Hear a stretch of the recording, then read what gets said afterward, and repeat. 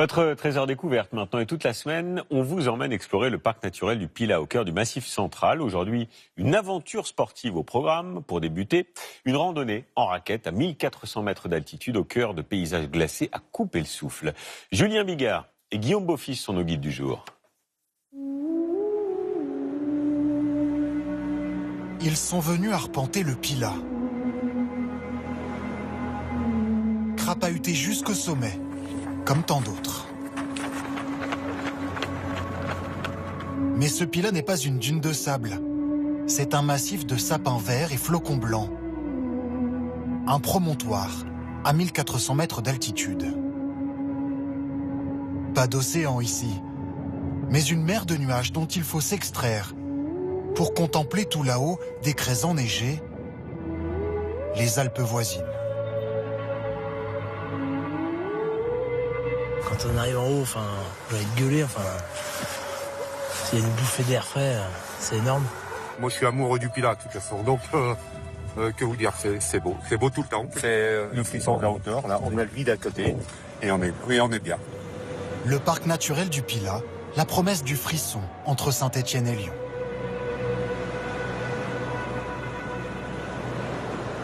Le jour décline, il fait moins 3 degrés. Un temps à prendre un chocolat chaud près de la cheminée. Et pourtant... On va se réchauffer tout de suite, parce que ça va monter un petit peu pour monter en haut du Pilat. Un petit groupe de marcheurs emmenés par 2 guides débute une randonnée dans 30 cm de poudreuse.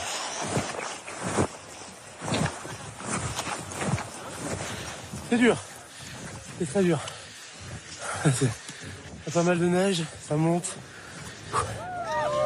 Allez, c'est déjà l'heure d'une petite pause. Pas trop froid ?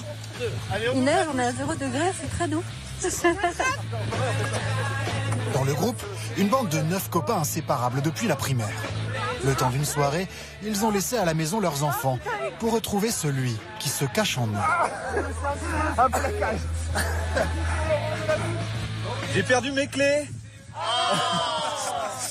On a retrouvé le Yeti. Génial la neige, cool. Ah oui, avec les amis, on est venu chercher le grand frisson et je peux dire qu'on l'a eu, hein. Mais le blizzard s'intensifie. Le groupe arrive dans la forêt, entre chiens et loups. Sur quoi on peut tomber? Ce soir, pas sûr. Ouais, du chevreuil. Lapin lièvre. Lièvre, ouais. Le loup que de passage. De passage, parfois. Ah ouais, quand même, ouais. Le loup, historiquement, il est passé dans le Pilat. Très vite, seule une file de lumière se détache dans la nuit. Promenons-nous dans les bois, pendant que le loup y est pas. Si le loup y était, il nous mangerait. Malgré la tempête... On est où, là Oh, la police! Et quelques chutes. Les 9 amis savourent cette expérience, digne du Grand Nord. C'est un petit côté merveilleux, la petite forêt hyper magique. apaisant. Hein. Ouais. La neige qui est immaculée. Je trouve que c'est La hyper neige apaisant. toute immaculée, on est les premiers. Ouais. C'est notre trace. La silhouette de l'auberge, ligne d'arrivée, se découpe enfin dans l'obscurité. Et l'on entend la cloche, sonnée par Jean-Marc Masson. C'est la cloche des errés. On sonnait la cloche comme ça pour appeler les bergers qui étaient dans le brouillard. Aujourd'hui, vous appelez les randonneurs? Oui. Des randonneurs arrivés tous sains et saufs, Attention, c'est très chaud. accueillant la tartiflette du propriétaire des lieux comme une délivrance. Cette ancienne ferme-auberge, appelée Jasserie dans le Pilat, accueille les randonneurs depuis des siècles. Jean-Jacques Rousseau y a même séjourné. À l'époque, il fallait dormir dans du foin. Alors, dans les années 40, le grand-père de Jean-Marc a fabriqué des dortoirs en bois, au design particulier. Bonjour, voilà les fameuses couchettes, les couchettes de la Jasserie. Ces couchettes, écoutez, c'est pour les randonneurs. C'est un nid d'abeilles, oui. Alors il y a plein de noms, hein. Il y en a qui appellent ça les chalis, on peut dire les cercueils, hein. Bon, c'est un petit peu moins bien, mais bon. Pour y dormir, il faut s'insérer. Ouais, c'est un petit. Puis, effectuer une sorte de créneau avec son corps. C'est une technique à prendre, hein, quand même. Ensuite, on tourne dedans. Si vous trouvez qu'il n'y a pas de place, sachez qu'ils sont nombreux à y avoir dormi à 2. C'est original. Oui. Et une fois qu'on a installé, on est super bien. Je pense que oui, si elle pouvait parler, ces couchettes, elle pourrait raconter des histoires. Ouais, de belles histoires. Je me prononce pas.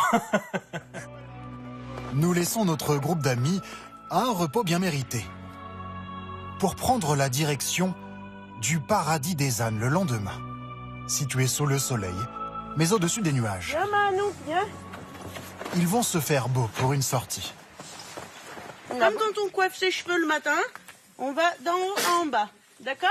Car pour son 10e anniversaire, Eloane a obtenu de ses parents une activité inoubliable avec ses amis. Et change de brosse parce que celle-là, une tenue. Si le pas de l'âne a tendance à bercer les plus petits, comme Raphaël. Ah, ça y est, ça commence à baigner là. Faut les yeux qui se ferment. Les autres enfants ont un peu de mal à ralentir leur monture. Belle, c'est le nom de cette ânesse, fait sa tête de mule et ne veut plus s'arrêter aux grandes dames d'Eloane. Faut tirer. Et là, elle veut pas.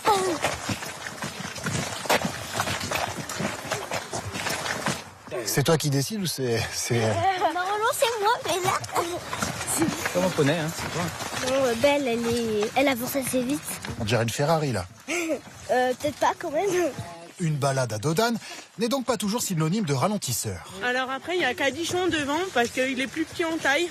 Donc comme on dit plus petit, il veut toujours s'affirmer un petit peu plus. Cadichon, tête de cochon, on dit des fois. Dans le Pilat, on passe donc du coq à l'âne ou de l'âne au cochon. Quant au loup, pour l'instant, il n'a pas fait son apparition.